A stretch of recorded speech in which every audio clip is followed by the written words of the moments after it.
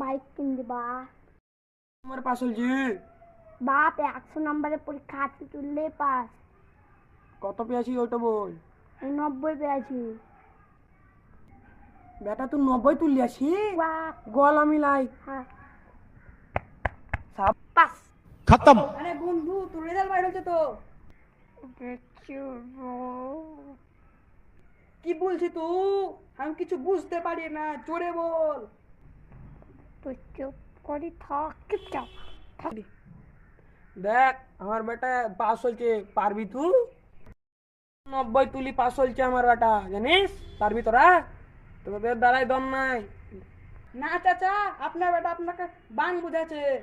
এইটা আমি কোনোদিন বিশ্বাস করতে পারবো না যে আপনার বেটা পাস হয়েছে।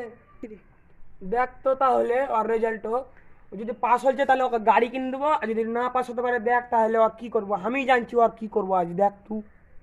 দাঁড়ান চাচা, আমি দেখছি, দাঁড়ান ওর রেজাল্ট, মোবাইল আছে বলি।